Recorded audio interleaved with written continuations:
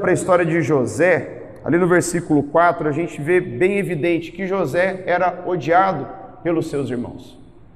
Pelo fato de que, sendo filho da velhice de Israel e tendo um apreço maior pela parte do seu pai, os irmãos dele diziam assim: poxa, nós somos em 11, mas o pai gosta mais dele.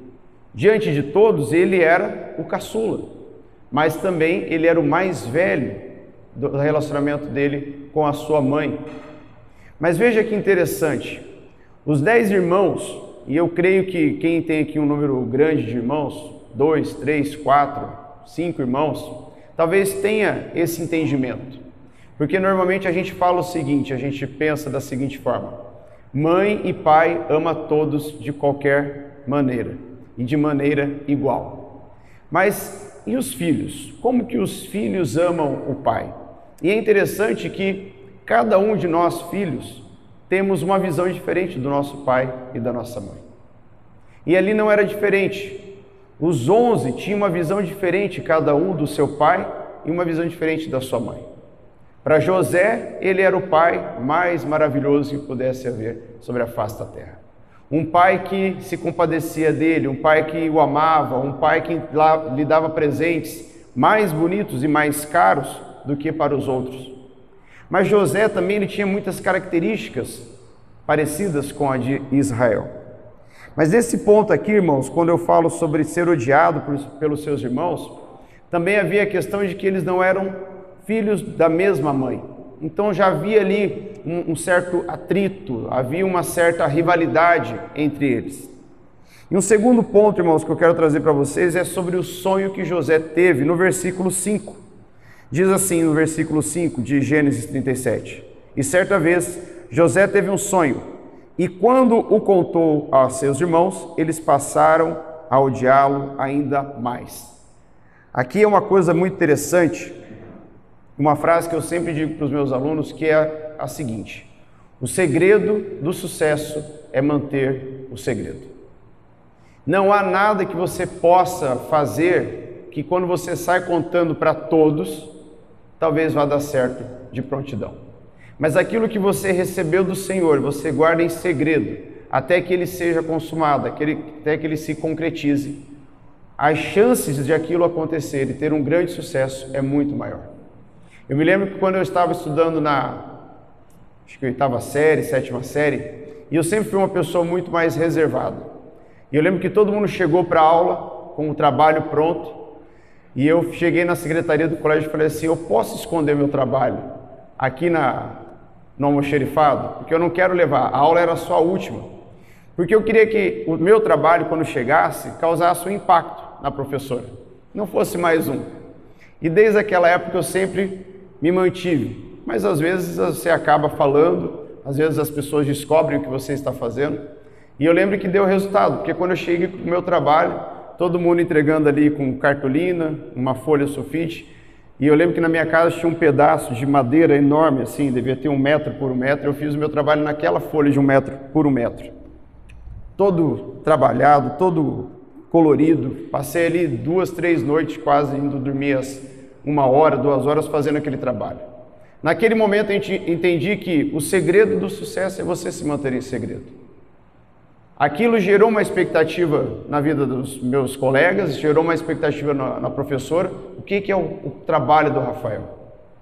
E isso eu fui trazendo ao longo da vida, e eu trago para vocês, irmãos, com relação ao sonho de José, porque, veja só, José teve um sonho.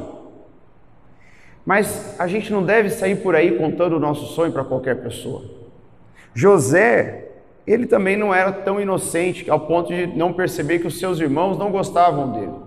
Porque imagine só, ele chegava perto, os irmãos já viravam a cara, paravam de falar, tinha aquela coisa assim: ó, não vamos falar mais do assunto porque o assunto chegou. E isso ia gerando no José também um sentimento, talvez, que ele pensasse: poxa, mas os meus irmãos, por que eles não gostam de mim?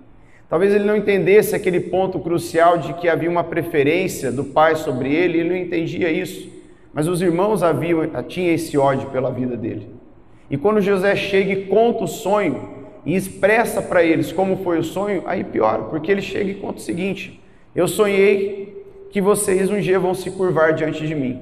Em outras palavras, para ser bem direto aqui no nosso assunto. E aí você pensa, você chegar para uma pessoa que não gosta de você e falar, é o seguinte, um dia você vai se curvar diante de mim e não tem o que você fazer.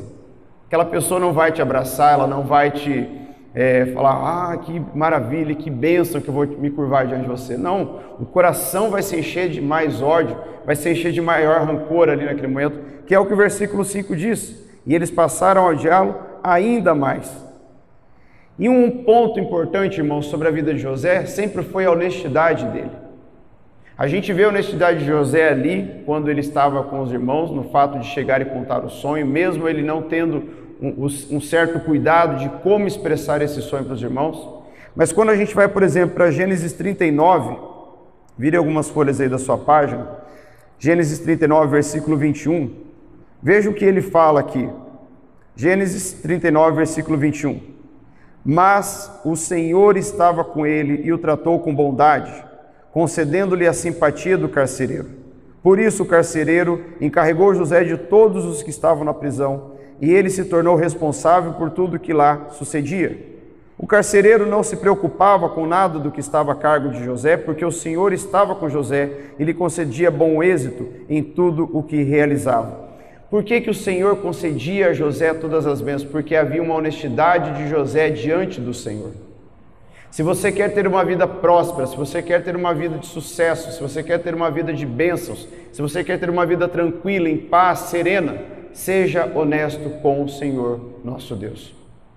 Porque quando é que houve na face da terra alguém que não fosse honesto e teve paz? Em nenhum momento.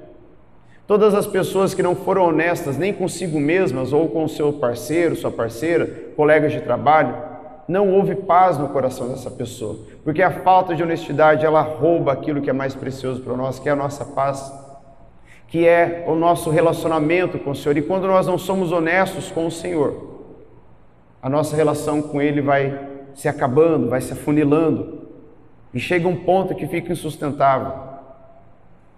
Ainda que o Senhor seja misericordioso com todos nós, se não houver honestidade, as consequências virão de forma trágica. Assim foi com Adão e Eva. Se Adão fosse honesto com o Senhor, talvez a consequência poderia ter sido menor. Adão, quem foi que disse para você que você está nu? Foi a mulher que o Senhor me deu. Ele poderia ter sido honesto e falou, olha, a Eva comeu do fruto e eu não resisti, fui lá e fiz igual. Ou quando ele falou com a Eva e a Eva logo culpou a serpente, olha, a serpente veio e falou, mas eu não fui suficientemente forte para dizer não a ela. A honestidade ali sobre Adão e Eva não foi o suficiente para que eles pudessem receber algo maior do Senhor. E infelizmente essa desonestidade vem atrelada até nós nos dias de hoje. E dizer para você que nós nascemos com honestidade, ou que a honestidade ela pode ser implantada em algum momento, não sei, porque hoje a gente vê crianças já com 4, 5 anos sendo desonestas, e se ela não é tratada pelo pai, pela mãe, ela continua a crescer e pensar aquilo ali é normal, então eu vou continuar a ser desonesto.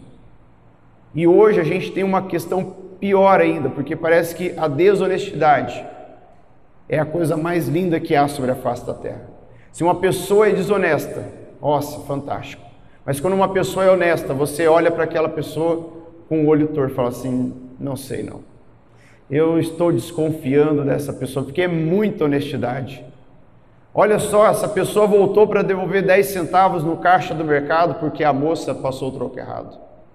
Nossa, olha só, por causa de um risquinho no carro que nem fez um grande dano, a pessoa deixou um cartãozinho para que alguém entrasse em contato e pudesse ser feito reparo. A honestidade, irmãos, ela deve ser cultivada em nossas vidas todos os dias, porque é ela que vai fazer a nossa diferença diante de todos. É sendo honesto que as pessoas vão olhar e vão falar, dá para confiar num crente. Dá para confiar nesse irmão porque ele é honesto e a honestidade dele faz com que eu me aproxime também do Deus que ele serve. Um outro ponto também que José foi honesto, passe uma página da sua Bíblia, Gênesis 41, versículo 40. Veja que José, ele era honesto quando ele tinha pouco, José foi honesto quando ele estava preso, e José também foi honesto quando ele estava diante do faraó. Então aqui em capítulo 41, capítulo 41, versículo 40 diz assim: você terá o comando do meu palácio, e todo o meu povo se sujeitará às suas ordens. Somente em relação ao trono serei maior que você. 41. E o faraó prosseguiu: entrega a você agora o comando de toda a terra do Egito. José só continuou porque ele foi honesto diante do faraó. Pense que José, ele tinha a oportunidade de fazer o que ele bem entendesse. Ele tinha toda a autoridade. Se ele dissesse para os soldados: fique aí agora meia hora com o pé levantado, porque quem abaixar o pé eu vou mandar passar a faca no pescoço. Ele tinha essa autoridade, porque ele estava abaixo apenas do faraó. O governo estava nas mãos de José. E José manteve essa honestidade mesmo quando ele chegou num poder absoluto na vida dele. Um poder que talvez na cabeça dele nunca tivesse passado, nunca tivesse imaginado acontecer aquilo. Irmãos, voltando para o tema que a gente falou, eu quis falar sobre José para a gente poder falar sobre o tema, sobre o perdão. Quando você lê Gênesis 45, que a gente daí vai ter ali agora o encontro de José com seus irmãos, a gente fica vislumbrado com o poder do perdão, que é o poder de restaurar. Não há um poder maior do que o poder do perdão para restaurar vidas, para restaurar relacionamentos, para restaurar a convivência. Abra comigo em Gênesis 45, versículo 4 e 5. Aqui já havia passado todo o momento em que os irmãos de José já haviam ido para o Egito para comprar o alimento no período da fome. Eles já tinham sido trabalhados ali com José para ver o que eles iam falar. Mas nesse momento José já não aguentava mais, e no versículo 4 diz assim: cheguem mais perto, disse José a seus irmãos. E quando eles se aproximaram, disse-lhes: eu sou José, seu irmão, aquele que vocês venderam ao Egito. Versículo 5. Agora não se aflijam, nem se recriminem por terem me vendido para cá, pois foi para salvar vidas que Deus me enviou adiante de vocês. Veja que José ainda tinha o poder ali naquele momento de dizer o seguinte para os soldados: está vendo aqueles 10? Leva eles para bem longe. E pode fazer assim da forma mais cruel possível. Eu fiquei sabendo, vamos supor que ele pudesse falar assim, que lá em Roma, nem existia Roma ainda, mas vamos pensar, eles já estão crucificando as pessoas, que é a forma mais severa que eles fazem para matar um ladrão. Então começa a crucificar lá, porque eu quero eles sofrendo, para eles perceber o quanto eu sofri. Nesses 30 anos quase, vivendo aqui, e agora eu estou com todo o poder. Mas José, mesmo com todo esse poder nas mãos, de fazer o que ele bem entendesse com seus irmãos que haviam vendido para o Egito, ele decidiu perdoar. Porque ele tinha o entendimento de que ele estava ali, não por causa das suas próprias forças. Ele não pensou: bom, eu fui bonzinho, eu fiz tudo bonitinho, eu respeitei o carcereiro, eu não fiz nada de errado com a mulher de Potifar, eu sempre fui uma pessoa honesta. Ele não começou a se vangloriar daquilo que ele tinha, mas ele simplesmente disse: eu entendi que foi para salvar vidas que Deus me enviou adiante de vocês. Ele tinha o entendimento que anos para frente a terra ia passar por uma grande seca, e Deus já havia arquitetado tudo para colocar José naquela posição.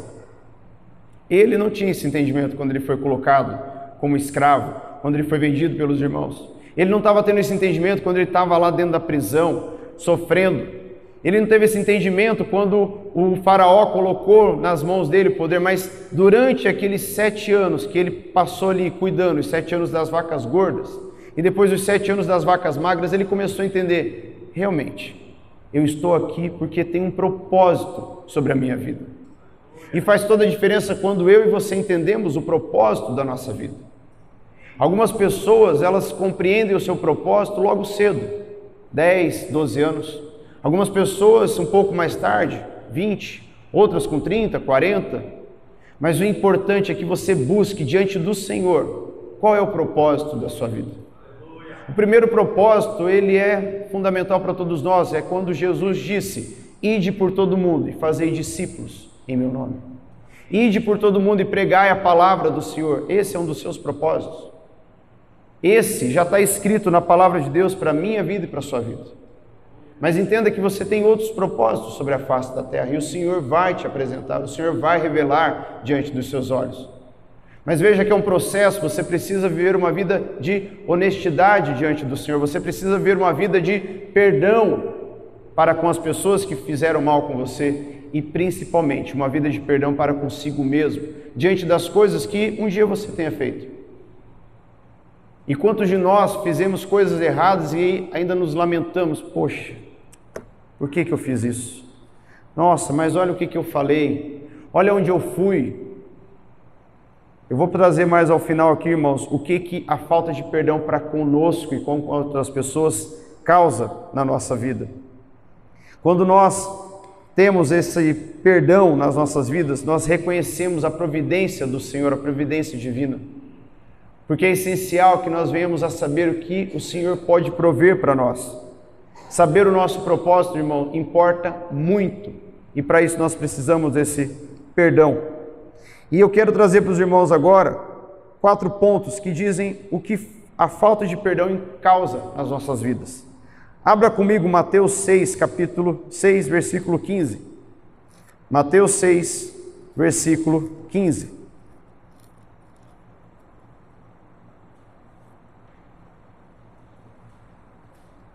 Aqui a gente tem Jesus ensinando a oração para os seus discípulos, ali a oração do Pai Nosso, o versículo 15 diz assim: mas se não perdoarem uns aos outros, o Pai Celestial não lhes perdoará as ofensas. Veja que quando eu não perdoo o meu irmão, as bênçãos do Senhor não vêm sobre a minha vida. Não adianta eu me levantar às 5 horas da manhã e falar: Senhor Deus, tenha misericórdia da minha vida, me perdoa, e fazer uma campanha de oração e subir ao monte pedindo a misericórdia do Senhor. Mas quando eu vejo aquela pessoa que me fez mal, eu viro a cara, eu desejo que ela pise num buraco e afunde, eu desejo que ela seja atropelada, eu desejo que ela suma da minha frente. De nada adianta eu desejar, eu pedir a misericórdia do Senhor, mas eu não ser o suficiente capaz de perdoar uma ofensa que eu sofri. Porque veja que qualquer coisa que você tenha sofrido, nada se compara àquilo que Jesus passou para que eu e você pudéssemos ser libertos.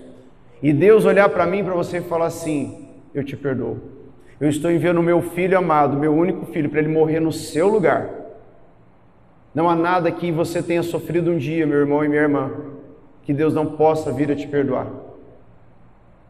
Mas você precisa entender que você precisa perdoar aquele que causou uma ofensa.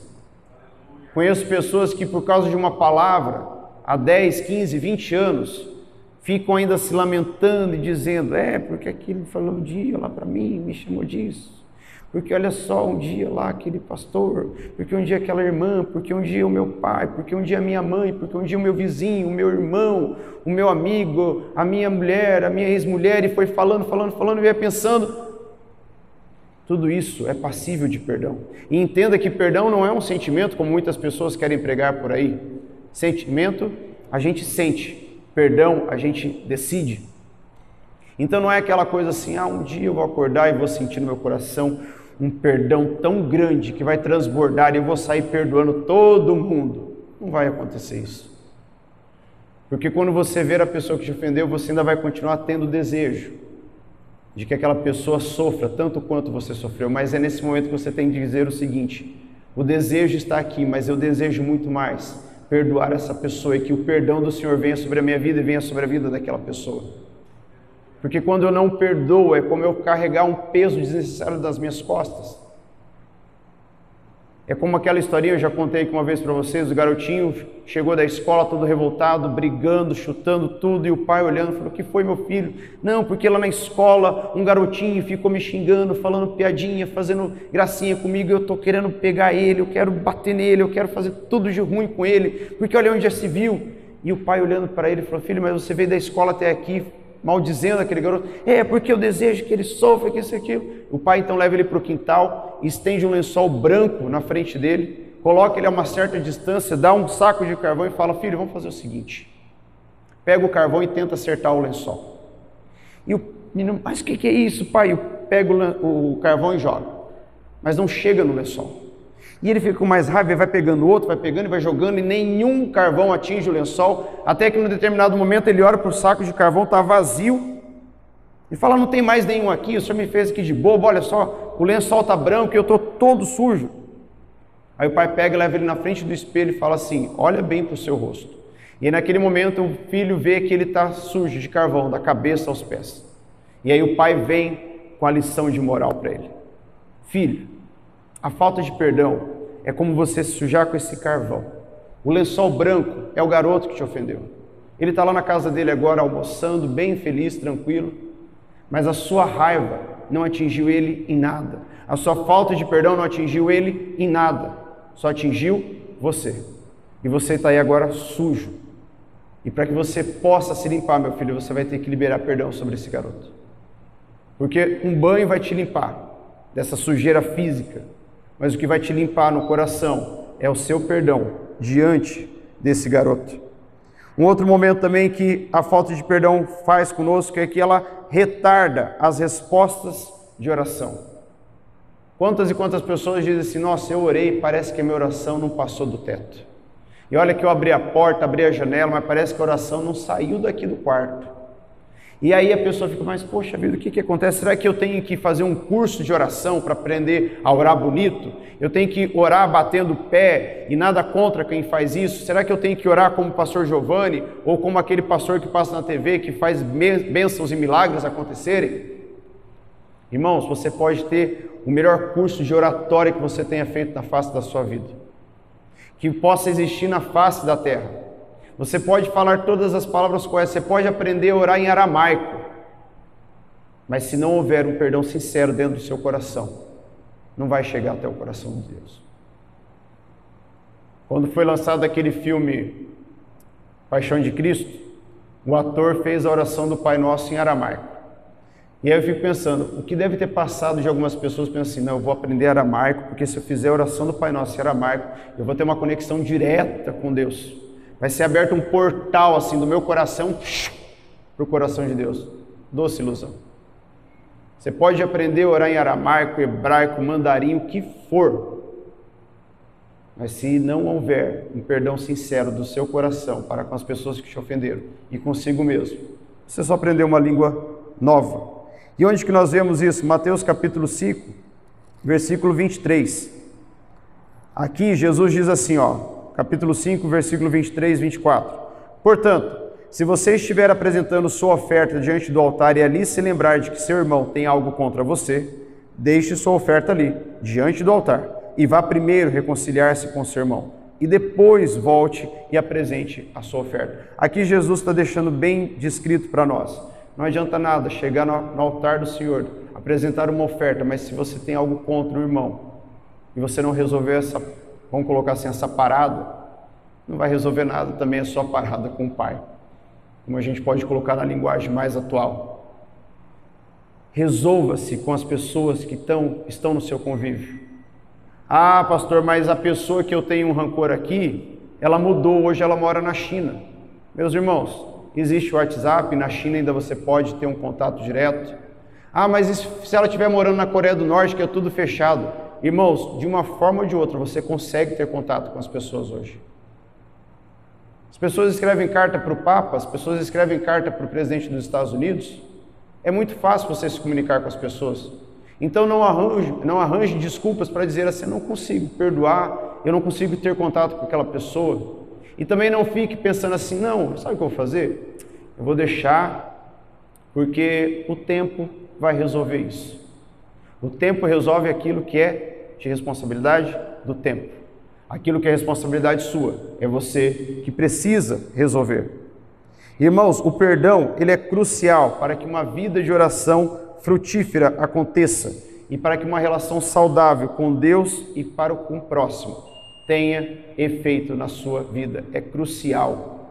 Se não tem perdão, não tem relacionamento com o Pai, não tem relacionamento com as pessoas. Quarto ponto, irmãos, causa dores no corpo, reações alérgicas, em alguns pontos gera tumores. Quantas e quantas pessoas talvez você possa conhecer, eu conheço algumas que pelo fato de não perdoar, geraram uma reação alérgica, tiveram gastrite, e não é aquela gastrite que você toma, é o omeprazol, que o pessoal toma para o estômago, não é uma gastrite que o omeprazol vai resolver, porque você pode tomar a farmácia inteira de omeprazol, você pode tomar 2 litros, aquela gastrite ela vai sendo formada e gerada por causa da falta de perdão. Isso é comprovado cientificamente, porque é aquilo que eu retenho nas minhas emoções, que eu não coloco para fora, vai estourar no meu corpo. Seja com queda de cabelo, seja com reação alérgica, com manchas no corpo, alteração de batimentos cardíacos, gastrite, em alguns pontos, tumores, e tumores malignos, cancerígenos. E aí eu paro e penso, o que é mais fácil? Eu fazer um tratamento de 5 anos e não ser curado, ou eu simplesmente dizer assim, eu decido perdoar? Irmãos, a palavra de Deus, ela nos deixa as coisas muito claras, muito fácil, ela é acessível. É que o ser humano, ele tem um péssimo hábito de querer dificultar aquilo que o Senhor Deus deixou para nós. Tem um pastor amigo meu que ele fala assim, Rafa, a palavra de Deus, ela é simples, objetiva e clara. Aí o ser humano vai lá, deixa ela complexa, deixa ela turbulenta para poder ser entendida, e as pessoas acabam por não ter interesse. As pessoas começam a criar artimanhas diante do que a palavra de Deus está escrito, com aquilo que ela acha que é conveniente para ela. Mas, irmãos, está muito claro, perdoe para alcançar o seu relacionamento com o Pai. Perdoe para alcançar a cura que você tanto busca. Há algumas pessoas que dizem que a falta de perdão também segura a morte da pessoa. Quem aqui já ouviu isso? Olha, aquela pessoa, ela não liberou perdão. Então é por isso que ela está penando ali na cama, ela não vai, parece que alguma coisa a segura. Eu lembro que tinha uma irmã amiga nossa, uma obreira, ela dizia isso, olha, você tem que liberar a pessoa, você tem que perdoar o que ela está fazendo, porque não vai. Ou é a pessoa que está lá sofrendo, ou é você, talvez. Tem uma amiga nossa lá de casa, que a irmã dela sofria, teve câncer, e ela passou assim por um período de tratamento, de sofrimento muito extenso, ao ponto de ela ter alucinações de tanta dor que ela tinha. E aí depois da morte que nós ficamos sabendo que aconteceu é que ela tinha um rancor muito grande com a sogra. E ela disse assim, olha, chama a minha sogra. Eu acho que naquele momento ela entendeu, eu falei, eu tenho que perdoar minha sogra pelo que aconteceu em toda a minha vida. A sogra dela veio. Elas tiveram uma conversa naquela noite. Naquela madrugada, ela foi para os braços do Pai. Ela liberou um perdão que ela reteve ali por, acho que 10, 15 anos talvez, e ela foi alimentando aquilo, e aquilo foi mantendo ela na cama, um sofrimento para ela, um sofrimento para a família. Eu me lembro que quando os meus avós, eles foram separados, se separaram, a minha avó expulsou meu avô de casa, e depois a gente entendeu o porquê, que era um problema que ela tinha de esquizofrenia. E um determinado dia ela estava num velório, e isso me marcou bastante, porque ela estava num velório, e no momento em que eles estavam rezando o terço para o defunto, uma senhora que estava ali do lado, que era vizinha nossa, uma espírita, olhou para ela e falou assim, Dona Aparecida, a senhora está rezando o Pai Nosso? Aquilo eu achei fantástico, porque ela teve coragem de falar à minha avó, eu estou. Mas a senhora não perdoou seu marido. Como que a senhora pode rezar o Pai Nosso? Perdoai as nossas ofensas, assim como nós perdoamos a quem nos tem ofendido. E aí eu me lembro que depois, quando a minha avó foi se agravando a doença dela, depois ela teve mal de Alzheimer, e aí a gente já estava na igreja, a gente estava tendo um entendimento sobre essa questão do perdão, mas eu me lembro que um pouco antes dela começar a ter o Alzheimer assim, mais avançado, dela já não conhecia mais a todos nós, eu cheguei na casa dela e meu avô já estava na cama fazia quase 1 ano, ele sofrendo, ele já morava com a gente, e eu expliquei para ela sobre essa questão do perdão, e como ela estava tendo lapsos de memória, ela falou, é verdade, né, seu avô, isso. Irmãos, não foi porque eu falei, mas eu tive o entendimento que uma semana depois, o meu avô faleceu porque houve um perdão da minha avó sobre a vida dele. A minha avó liberou o perdão que ele tanto almejava, porque era triste ver o meu avô chegar na esquina da rua e o desejo dele era voltar para casa. E não tinha sido traição, não era uma pessoa agressiva. Ela simplesmente falou assim: eu não quero mais você em casa, vai embora. Ele foi para a casa da minha tia, depois ele foi morar conosco, ele morreu na casa dos meus pais. Mas doía ver ele na esquina da casa, aqui na 7 de setembro, olhando, e o desejo de falar assim: eu quero voltar para minha casa. Que ele ajudou a formar junto com a minha avó.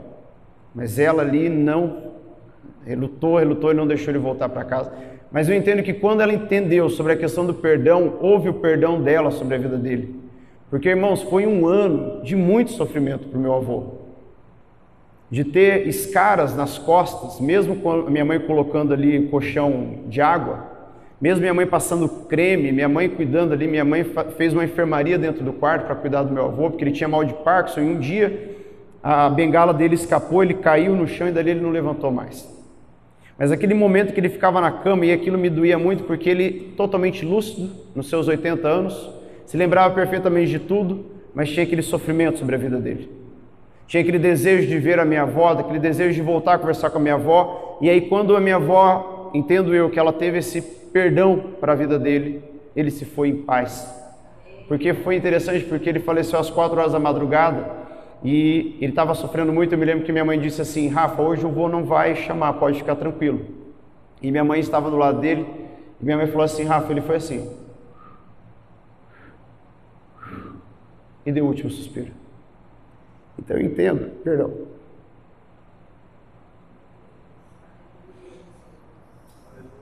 Eu entendo que houve o perdão, para que ele pudesse partir com serenidade.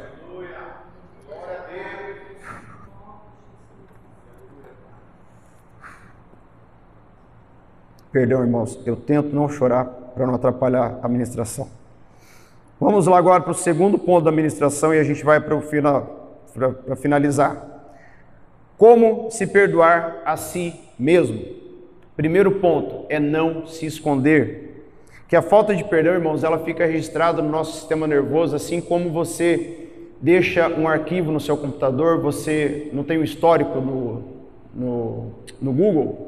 Tudo que você faz fica no histórico, tudo aquilo que você faz fica registrado, tudo aquilo que você faz na sua vida fica registrado também no seu sistema nervoso. E quando eu não libero esse perdão, eu me escondo, eu fico liberando, irmãos, dentro do meu sistema nervoso simpático, e aí eu escrevi aqui para poder explicar para os irmãos o que é o sistema nervoso simpático. Eu começo a liberar altos níveis de adrenalina. Para que serve o sistema nervoso simpático na nossa vida? É para aquele momento de emergência. Sabe quando você tem que atravessar a rua, daí você vê que o carro está se aproximando? Opa, eu tenho que correr, porque senão o carro pode me atropelar. Nesse momento, o sistema nervoso simpático ele entra em ação. E ele libera uma dose de adrenalina, daí eu consigo correr, eu consigo ter uma reação, as minhas pupilas elas dilatam, o meu batimento cardíaco ele aumenta para que eu possa ter mais velocidade. Então, os meus vasos sanguíneos eles também ficam dilatados para que haja uma corrente sanguínea, uma passagem de sangue pela corrente sanguínea maior do que aquilo que eu preciso. Quando eu me escondo de pedir perdão a mim mesmo, eu fico gerando esse pico de adrenalina constantemente na minha vida. Mas os picos de adrenalina eles são bons em determinados momentos, não 24 horas por dia. É quando eu preciso. Quando eu estou dormindo, eu preciso de adrenalina? Não, eu preciso de paz. Eu não preciso estar agitado. Quando eu estou sentado na igreja ouvindo a pregação, quando eu estou em casa ouvindo a pregação, eu preciso de tranquilidade.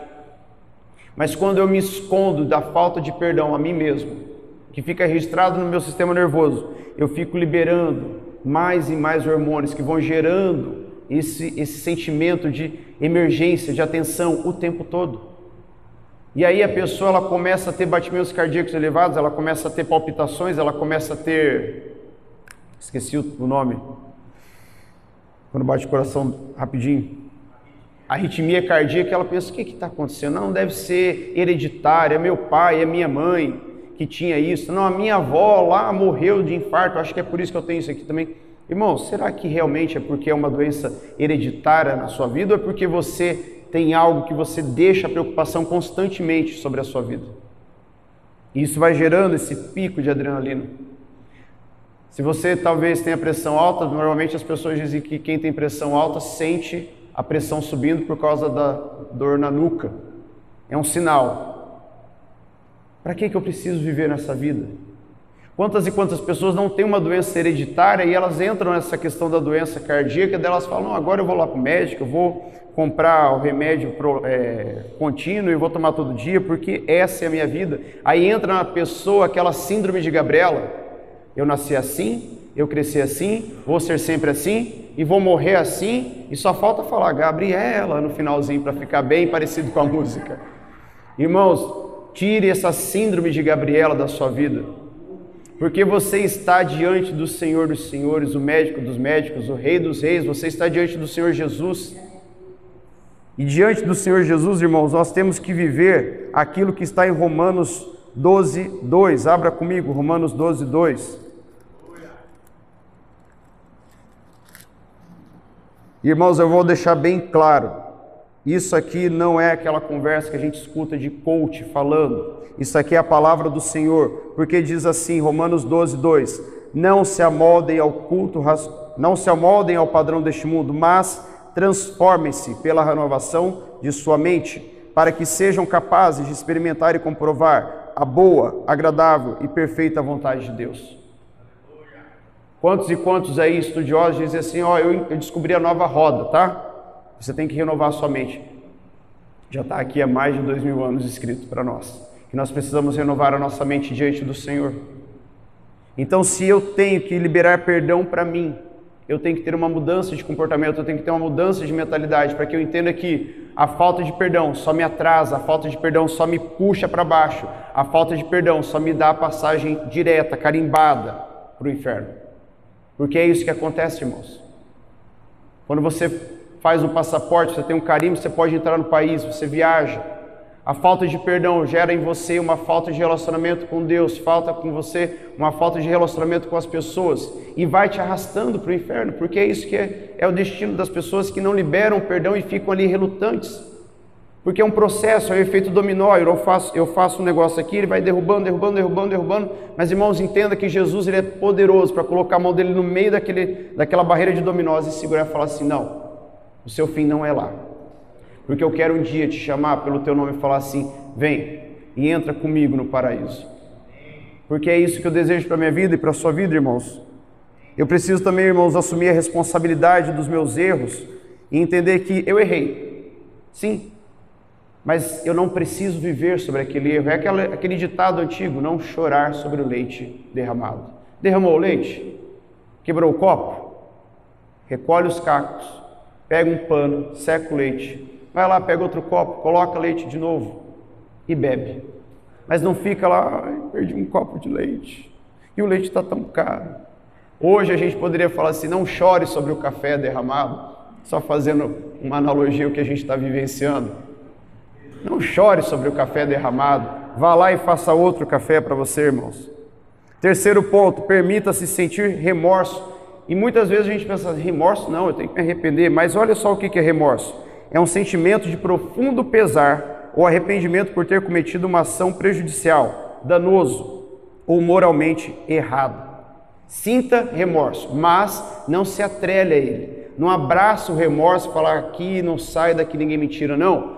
Sinta o remorso, mas entenda que você tem que ir se desprendendo dele, para que você entenda que aquilo que você fez foi muito ruim, foi errado, vai arrastar a sua vida para o inferno, mas você agora vai pedir perdão para Deus, vai corrigir todos os erros, pedir perdão a si mesmo. Se for o caso, irmãos, olha no espelho e fala, Rafael, eu te perdoo por que você falou, eu te perdoo pelo que você fez, eu te perdoo por onde você foi, mas libere o perdão para a sua vida, irmãos, porque o remorso contínuo, ele gera doença no nosso corpo.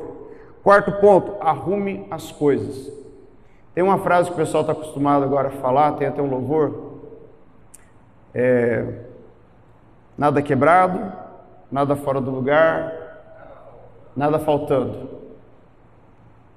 Eu não fui atrás, irmãos, porque eu não sei se é só mais uma moda que estão criando, porque disseram que o significado dele é a palavra shalom, daí faz uma conexão com Deus.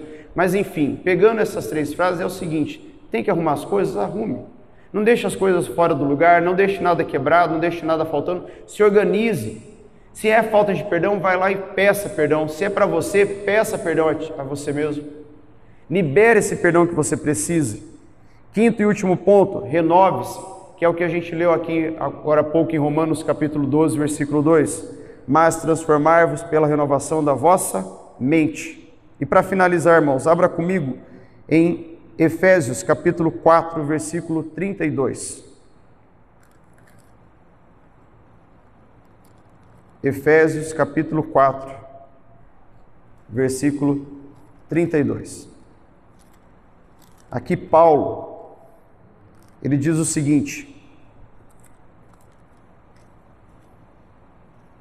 sejam bondosos e compassivos uns para com os outros, perdoando-se mutuamente, assim como Deus os perdoou em Cristo. Para finalizar, irmãos, é isso que você tem que fazer. Sejam bondosos e compassivos uns para com os outros, perdoando-se mutuamente, assim como Deus os perdoou em Cristo. Perdoe a si mesmo, perdoe os outros, busque um contato direto com o Pai. A sua vida vai ser transformada. Talvez aquilo que você está preso há muito tempo, aquilo que você pensa, poxa, não vai ter solução. Peça ao Senhor, talvez seja a falta de perdão em algum ponto da sua vida ou com alguma pessoa. Se você tem o entendimento que você já perdoou todo mundo que você tinha que perdoar, você já se perdoou, busque do Senhor para saber o que está acontecendo na sua vida. Amém? Eu convido você a se colocar de pé, irmãos, para que a gente faça uma oração final. E após a oração também convido você a vir à frente para que a gente possa fazer uma oração a você. Você que tem esse desejo de colocar o seu coração diante do Senhor nesse momento e dizer: Deus, me perdoe pelo que eu fiz. E eu vou procurar as pessoas que me ofenderam para que eu possa perdoá-la também. Se você sentir essa vontade no coração, eu convido você a vir aqui à frente para que a gente faça essa oração juntos nesse momento. Ou você também pode ficar na liberdade de ficar aí no seu lugar. Mas venha aqui à frente que a gente possa também orar por você. O pastor e eu vamos estar ungindo as suas mãos com óleo para que haja esse perdão na sua vida de forma genuína. Senhor nosso Deus, nós te louvamos.